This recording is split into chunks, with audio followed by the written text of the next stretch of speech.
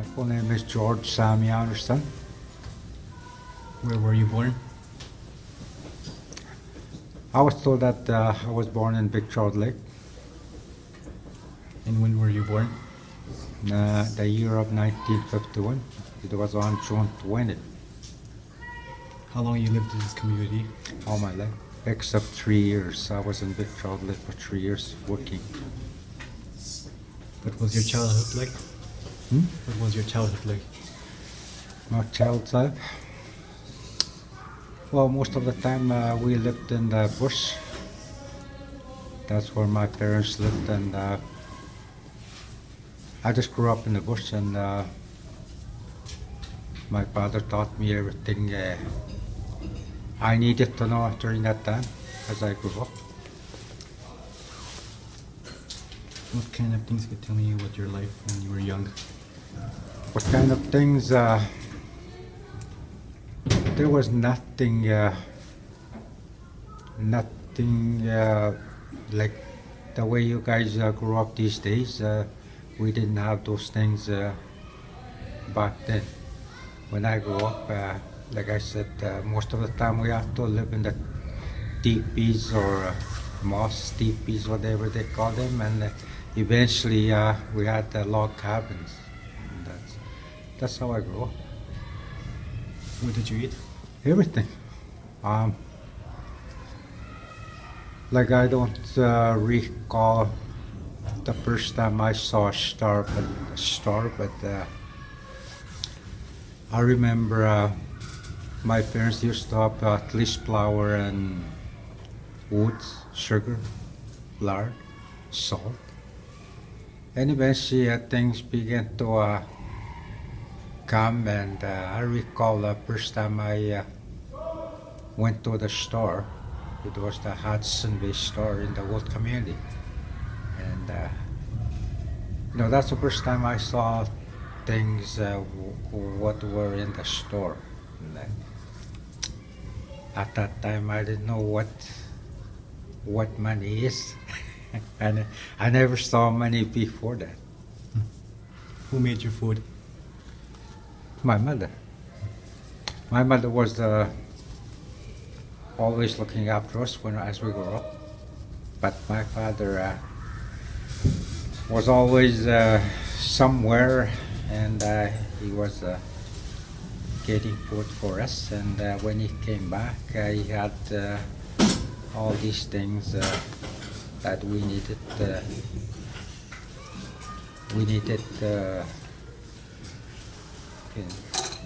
To have food in our family. My father was the one to get something, and my mother was the one to prepare things. And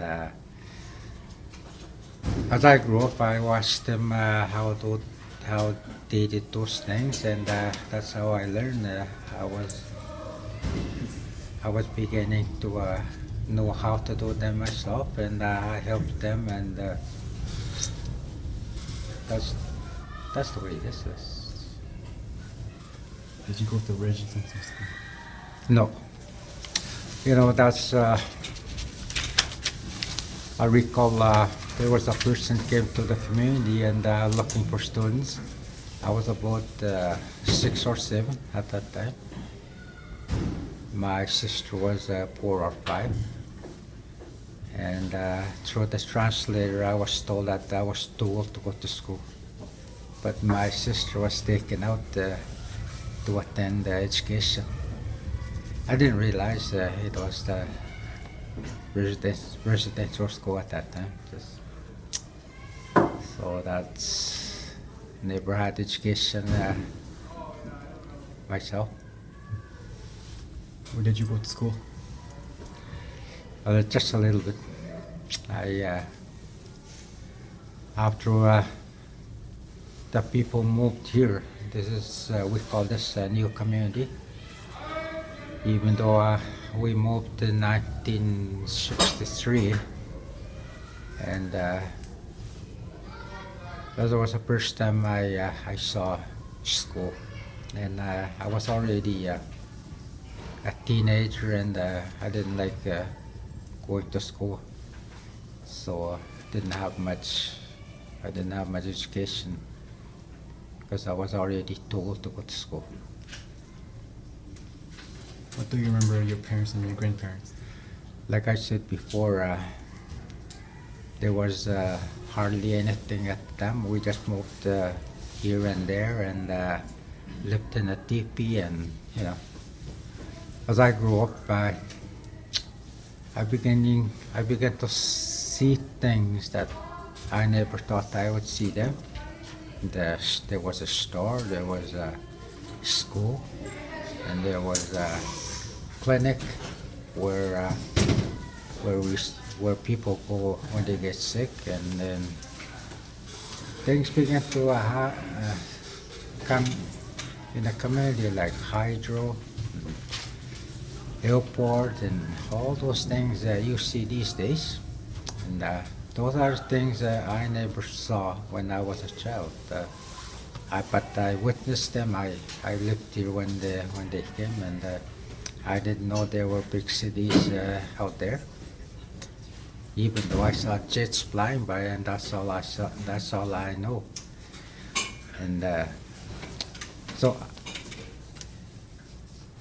everything was changing as I grew up, and I guess during my lifetime, everything is changing, and there are a lot of things are for good if people use them the way they should use them, and there are a lot of things that are not really good for us. At the same time, like these days, we have lights that we can just switch. We have water that we can just turn the tap on. We have bathroom in our houses, and got good windows and a good roof and everything. Those are things I see in my life, and like I said, a lot of things are for the better in our lives if we choose to use them. Yeah. What is your earliest memory? My earliest,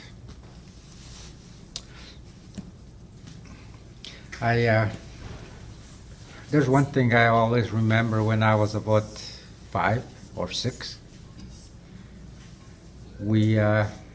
There's a lake called about 50 miles from here, sourdough.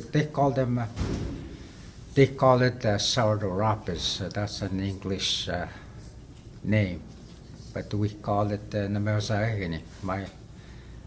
The elders I used to know call it Nameosaigini because that's where the sturgeons were, and my father used to do commercial sturgeon fishing, and so was other people. And I recall plane landing in that lake, picking up the sturgeons, and that pilot was giving the people like paper. It was green paper, and handing out. Little did I know that it was money. It was a dollar bill or a $5 bill, things like that. So that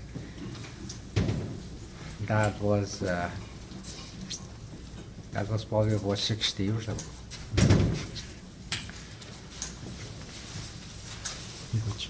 Okay, thank you. Nice talking to you. Seeing you guys here all the time.